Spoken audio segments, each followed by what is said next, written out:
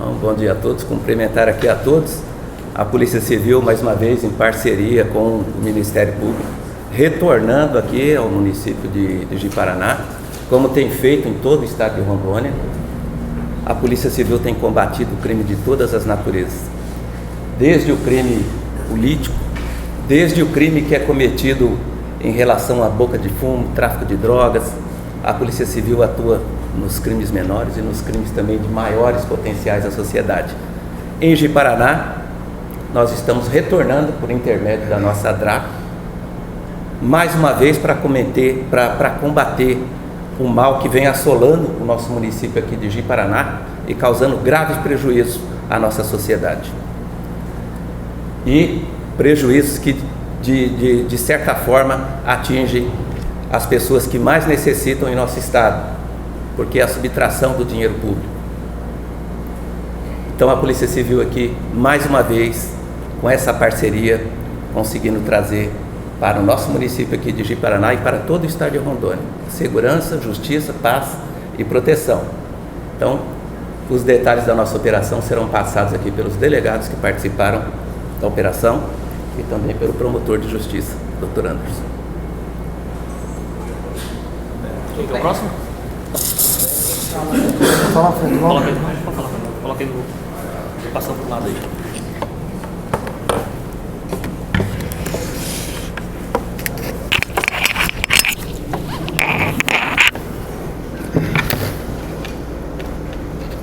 Aí, doutor, se eu falar seu nome, tá, por gentileza, o nome completo, para o pessoal poder registrar.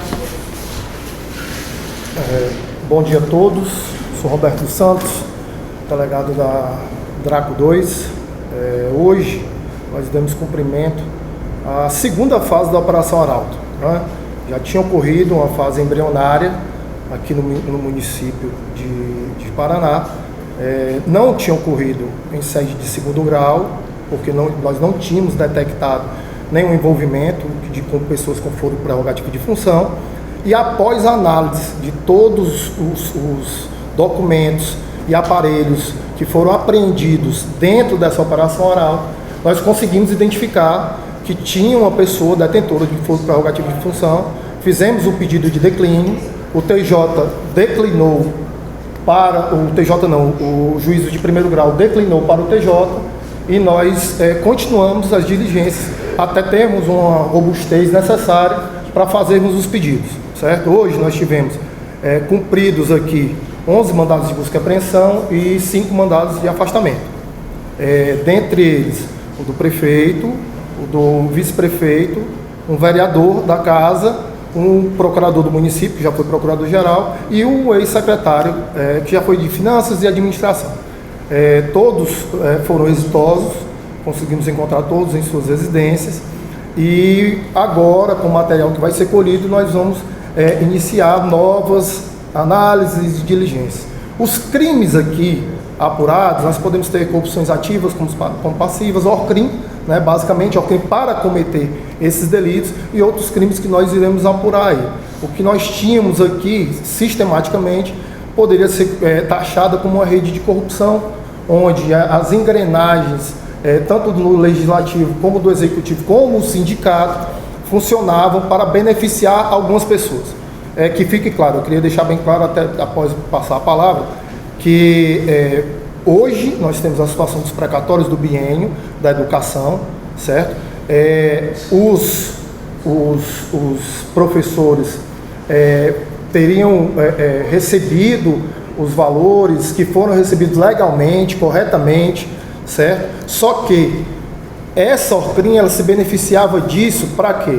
Para que conseguisse angariar dinheiro com atos de ofício, confecções de lei, entre outras coisas, e assim poder burlar o sistema, certo? Então, os valores recebidos são de direito dos servidores, certo? Os valores que eles têm direito, só que a negociação por trás desses valores é que gerou a neblina para o pagamento, certo? Então, que fique muito claro isso, que não teve benefício a nenhum servidor da educação. Não foi isso que aconteceu. O que aconteceu foi a negociação por trás de uma confecção de uma lei, a negociação por trás dos atos que precisavam ser repassados, e essas pessoas se beneficiariam como? tanto politicamente, certo? Como, nós somos o pai da lei, eu assinei a lei, eu aprovei a lei, então a categoria ficaria feliz com isso, certo? Como também eles iriam se beneficiar de forma pecuniária, recebiam dinheiro para isso. Então a negociação era em base disso, vai receber um valor X e eu vou confeccionar a lei, vai receber um valor X, eu vou assinar a lei, certo? Próximo. Só uma errata. Não, só um pouquinho. Corrija aí, você falou que o vice-prefeito. Perdão. Comunicado com Isso, o vice-prefeito foi, peço desculpas, o prefeito foi afastado e o vice-prefeito foi comunicado para assumir o local dele, né? Vai ter todos os trâmites aí para ele ser incluído aí novamente na prefeitura, tudo bem? Nessa investigação, no caso que ele só foi afastado ou também teve recolhido o passaporte, esses objetos? Tem outras medidas cautelares. Tem outras. Não pode falar com algumas testemunhas, ficar distante dos órgãos públicos, tem outras medidas cautelares que também foram deferidas pelo Judiciário. Fred? Onde? Quer falar aí, Fred? Onde fala da investigação? Eu falei tudo, né?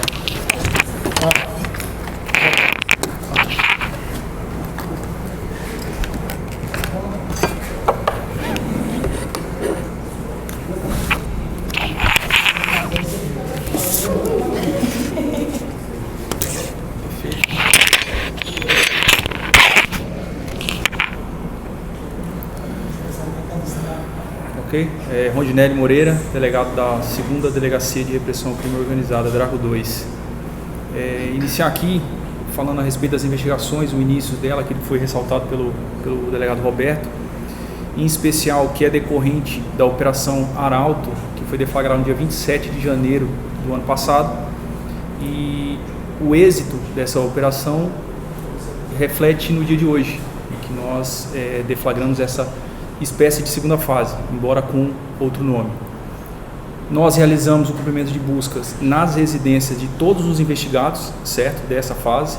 Também foi realizado o cumprimento do mandado de busca e apreensão em 2 gabinetes de 2 vereadores, inclusive do presidente da Câmara, e também o gabinete do prefeito, certo? Também foi realizado buscas na Procuradoria do Município, na Controladoria, e foram apreendidos diversos materiais que certamente contribuirão para as investigações e elucidação e esclarecimento dos fatos. Acredito, mais uma vez, que essa fase desvendará todas as informações que nós buscamos, não só para a acusação, mas também que se esclareça todas as informações por parte dos réus e dos investigados e também de toda a investigação. Perfeito? Perfeito.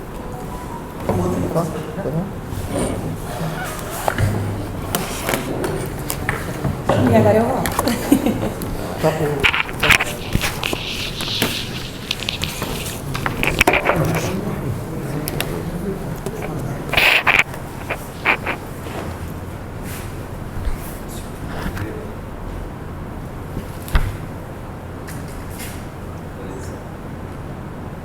Fred Matos, delegado de polícia da 2ª Draco. Basicamente, a investigação ela leva em consideração as informações colhidas durante a primeira fase e nós temos indícios fortes e robustos para concluir que houve sim corrupção dentro da administração pública, para que houvesse uma espécie de fura-fila de precatório e com isso o valor pago de forma antecipada, desse valor dos honorários dos advogados é que os servidores públicos, os agentes políticos iriam receber parte desses valores.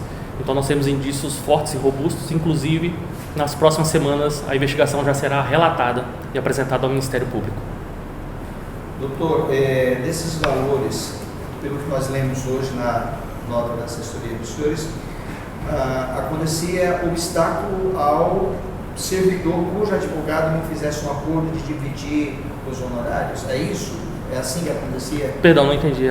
Pelo que nós acompanhamos na nota hoje da comunicação da Polícia Civil, A corrupção acontecia no sentido de que o advogado do servidor que não aceitasse dividir honorários e sucumbências e o processo não era pago. Era isso? Eles tinham advogados já vinculados ao esquema e já direcionados para isso.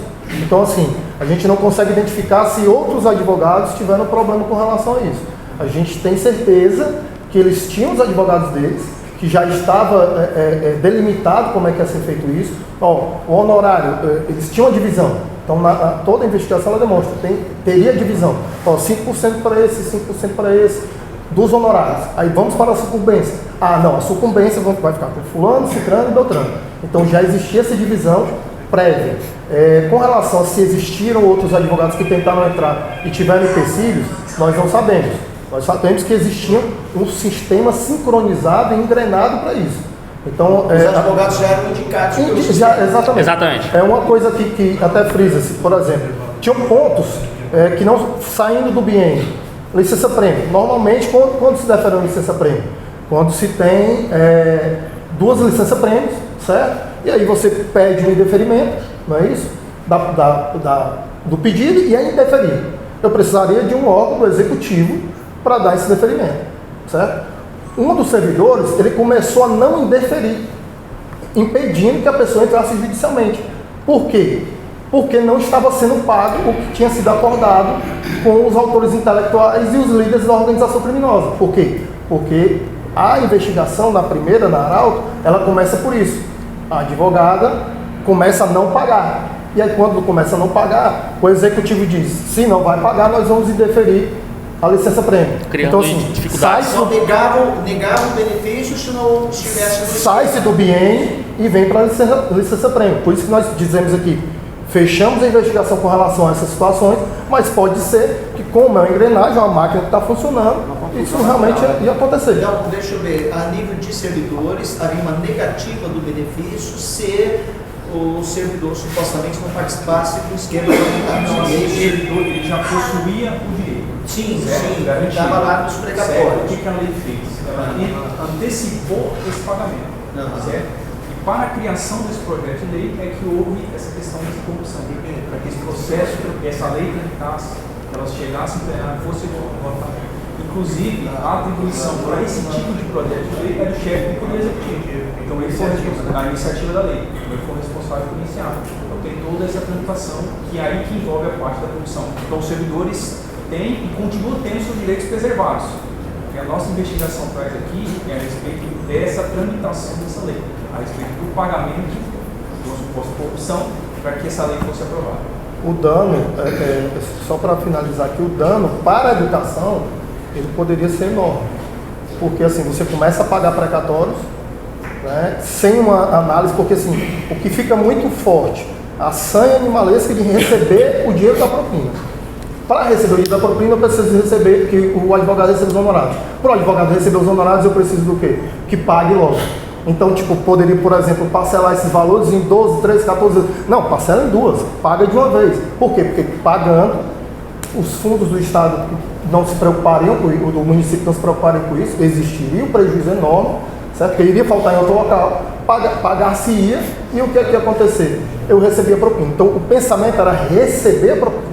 Não era como a educação ou o servidor, por exemplo, vou fazer isso aqui e ainda faço ganho político, eu aprovei essa lei, tenho esse ganho político, mas o pensamento em momento nenhum foi no educador, em momento algum. O pensamento foi em receber a propina. Uma operação, o público lá quer saber, os perguntas, as provas, vocês interceptaram ligações, transações bancárias. Isso aí a gente não As técnicas pode, isso aí a gente não pode. As técnicas não, mas nós temos, como eu disse, indícios fortes e robustos.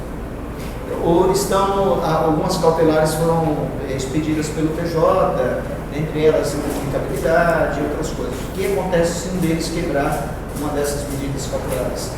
Já pode passar para antes, que ele já entra na fase dele, né?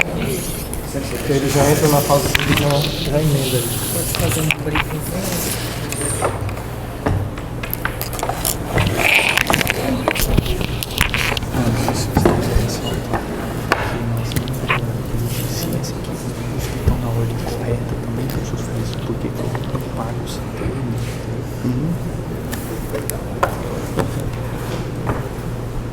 Bom Bom dia, eu sou Anderson Batista, promotor de justiça, coordenador do GAECO.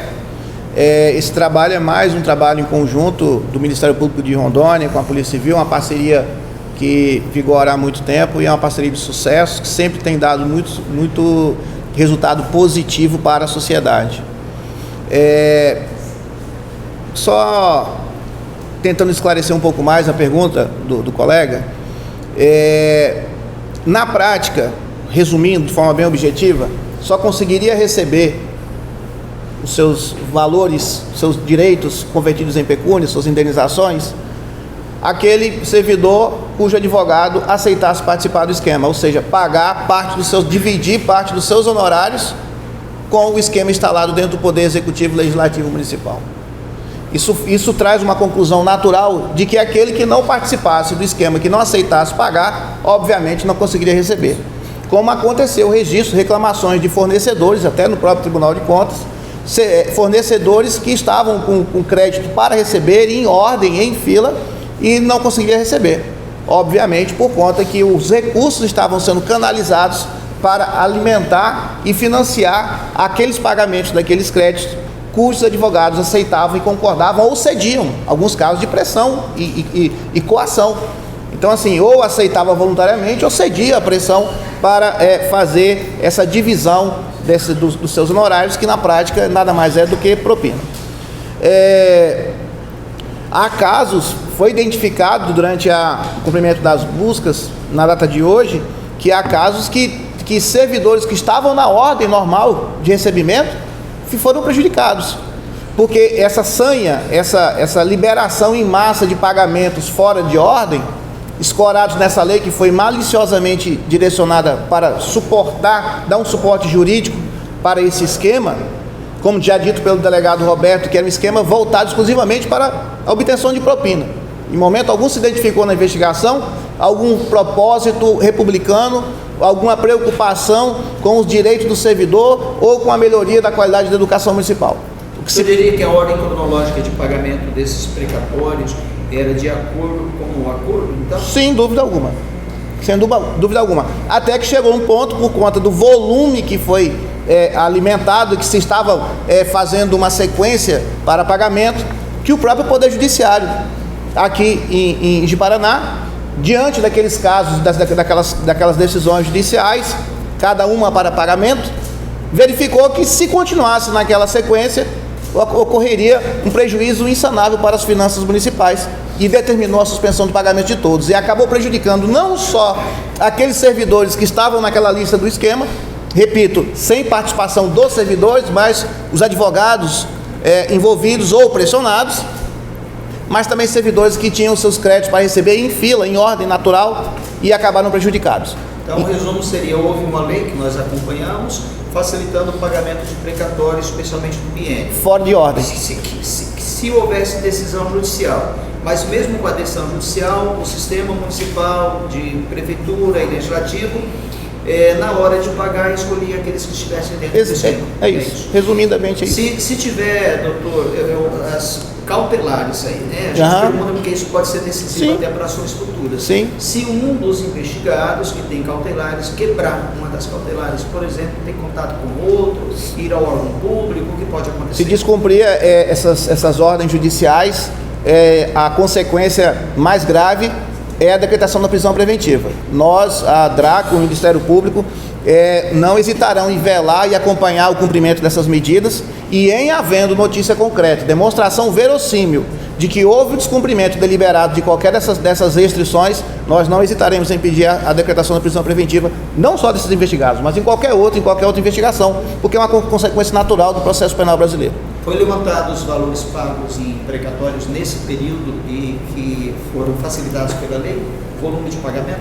Nesse caso, até o momento, não foi feito o levantamento ainda, porque nós precisamos exatamente essa fase de cumprimento de mandado de busca, é exatamente o levantamento, a regimentação dos processos, para trazermos o Tribunal de Contas junto e fazermos uma auditoria e levantarmos de fato aqueles processos que já estavam selecionados para pagamentos, aqueles que já foram pagos e aqueles que ainda entrariam nessa ordem do esquema para pagamento, para fazer uma auditoria e uma contagem total. Então, um dos principais motivos da solicitação da medida cautelar de busca e apreensão e o deferimento pelo Tribunal de Justiça de Rondônia foi exatamente viabilizar que nós façamos uma varredura nesses dados e informações dentro do sistema de controle, Controladoria Geral do Município, Procuradoria Geral do Município, Gabinete do Prefeito e na Câmara Municipal, para fazermos de fato um levantamento de tudo aquilo que eles estavam preparando, já haviam pago, estavam preparando e estavam em vias de pagamento, para fazer uma auditoria com auxílio do Tribunal de Contas, que vai ser a próxima fase. Importante a população saber os nomes dos afastados, até porque ocupam função pública, né? O cara não pode ir lá na rua. É prudente que não sejam revelados. Mas já revelou o prefeito. Sim, o cargo, né? O cargo, né? O cargo. Chefe do Executivo. O outro vereador seria o vereador professor Elvis, que é o autor da... Infelizmente, nós não estamos autorizados a falar nomes de pessoas. Então, nós falamos os cargos, né? O processo está, doutor, em segredo de justiça? Segredo de justiça, está em segredo de justiça. Só um adendozinho a essa situação aqui que o Anderson colocou, é só um ponto que nós esquecemos de colocar, e aí eu acho que vai fortalecer o que o Anderson disse. O montante, o geral, tanto é que a negociação da propina, ela foi feita em cima do montante. O montante chegaria a 19 milhões de reais, certo? O objetivo total, né? Inicialmente, a propina para os chefes da Alcrim, eles pediram 1 milhão de reais. Ocorreu uma negociação, reuniões, para que essa propina fosse reduzida. Entendeu? Eles pediram 1 milhão de reais para dividir entre eles. Quando souberam, eles sabem do montante, dizem quanto é o valor e dizem, nós queremos 1 milhão de reais. Já que é 19 milhões, eu quero 1 milhão de reais. E aí eles começam a negociar e chegam ao valor de 500 mil reais. Doutor, eu quero insistir no nome e vou falar por quê. Imagina um cidadão vai à Câmara de Vereadores para tratar com o vereador X ou Y, ele não está lá, foi afastado. É uma função pública de grande repercussão, que é a eleição popular. Como é que o cara vai saber se qual vereador foi afastado ou não? Se é direito dele, se ele elegeu esse Ele cara. vai saber se ele... A própria Câmara vai poder fornecer. Isso. Se ele chegar lá e precisar conversar com o vereador fulano de tal, e esse vereador estiver afastado, ele será cientificado pela recepção e será cientificado pelo processo eleitoral, que é a nomeação do suplente. Então, assim, é algo que será tornado público pela sequência natural da movimentação das cadeiras dentro do próprio Poder Legislativo. A Procuradoria do município, ela ajudou a elaborar essa lei? Embora fosse uma lei da Câmara, os senhores têm informação se ela participou ativamente? Teve participação, sim, de integrante da Procuradoria Geral do município, participou, sim, fazendo o acompanhamento jurídico, tanto na elaboração, auxiliando na minuta do projeto de lei, quanto nas próprias tratativas. É importante registrar aqui que com essa fase ostensiva da investigação, foi arregimentado, como é de praxe, vasto material de dispositivos eletrônicos, documentos, processos, etc. Passa-se agora para uma análise desse material arrecadado, solicitado auxílio do Tribunal de Contas para essa auditoria, para que nós tenhamos uma precisão assertiva e bem definida do quanto foi efetivamente pago e qual o impacto disso nas finanças do município, quais as consequências disso nas finanças do município, qual o prejuízo que isso causou nas finanças do município e nos outros credores que estavam em ordem, em fila para recebimento e findaram preteridos. E após isso, como já dito pelo delegado Roberto, será concluído o inquérito dentro do seu prazo regulamentar e passada a fase de oferecimento de denúncia.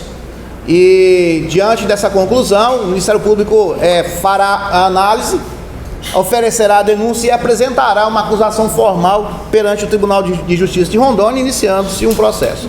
Última pergunta minha, o senhor responde se for pertinente. Em relação à operação anterior que afastou o prefeito, aguarda-se, pelo menos que se tenha lido nas decisões judiciais, a entrega do relatório. O doutor disse que o relatório será feito já nos próximos dias. Em relação às LED, já que os senhores também participaram, o relatório será entregue quando? Roberto. Nós temos aí, fora dado pelo desembargador 60 dias, né, para finalizar. Então, assim, eu acho que vocês devem, lógico que não tem uma noção geral, mas eu acho que vocês devem pelo menos tem uma percepção que a demanda ela é muito grande. Demanda que eu digo de objetos, de dados a serem analisados. Então a gente não tem como dar uma previsão X. Até porque seria muito mais simples se nós tivéssemos só essa demanda. Só como vocês estão vendo aqui, nós temos outras demandas como a de hoje. Essa então assim, prorrogado o prazo para 60 dias? Foi para 60 dias. Porque isso foi. Passou a ser não, sim. E descrito em sim. Então assim, o que é que acontece? As demandas, elas são enormes. Então assim, nós verificamos pela urgência, pela flagrância do necessário.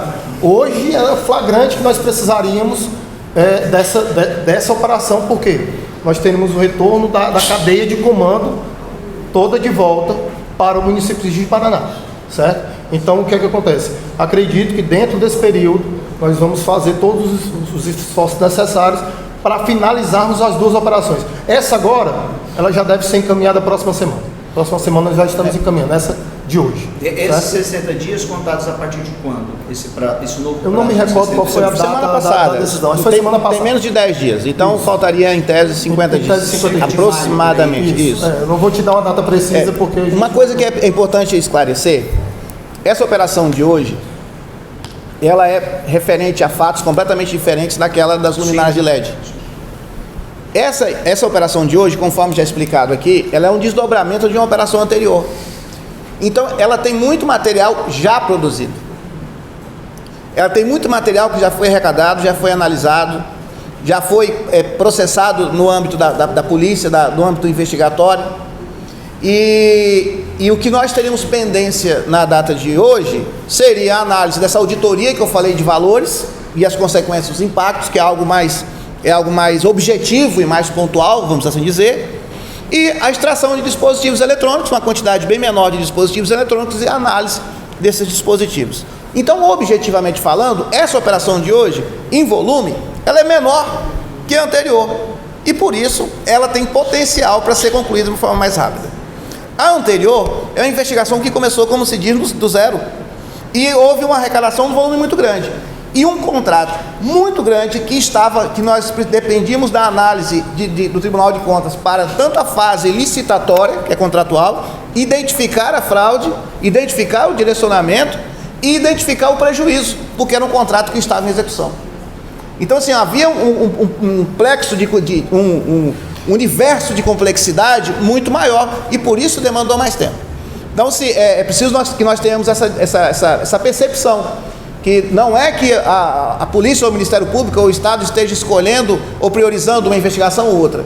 É avaliando as questões objetivas, características, particularidades de cada uma delas e tentando otimizar. Como dito pelo Roberto, infelizmente, as necessidades são muito superiores às nossas possibilidades. Foi só uma oportunidade que a gente leu isso e foi um momento e isso é muito bom, exatamente para nós esclarecermos e deixarmos bem assim, em pratos limpos, como se diz no popular. Doutor, eu entendi então que ela é um complemento da fase inicial. Então, dado que, conforme fala dos delegados, houve bastante robustez de indícios, então significa que de agora em diante, há uma possibilidade de um oferecimento de denúncia pelo Ministério Público, já está classificado que vai ser oferecido denúncia? Te dizendo assim, numa escala de 0 a 10, a possibilidade de oferecimento de denúncia é de no mínimo 8,5. Espero ter respondido. Quantos meses? Com o cenário de hoje. Quantos? 8 meses? Com o cenário de hoje. Tá? E a tendência desse cenário é melhorar com a análise do material que foi arrecadado na operação com o cumprimento dos mandados nesta data. Vocês não podem revelar nomes, mas cargo pode. Foi revelado. Quem seria na publicação que tem um foro privilegiado? Qual é o cargo? É o chefe do executivo, o prefeito, que é essa previsão constitucional, está na Constituição Federal. É só ele que tem o foro privilegiado. E por isso levou todo o processo, todo o inquérito, toda a investigação do Tribunal de Justiça de Rondônia. Então a investigação hoje ela tramita sob a supervisão judicial do Tribunal de Justiça de Rondônia. Ela é conduzida na execução dessa investigação pela Polícia Civil, em parceria com o Ministério Público, mas a supervisão judicial, as decisões, o cuidado para manter a legalidade, velar e evitar questionamentos futuros, que se chama isso tecnicamente de supervisão judicial, está hoje a cargo do Tribunal de Justiça de Rondônia por conta desse agente público que é detentor de foro com prerrogativa de função lá no TJ.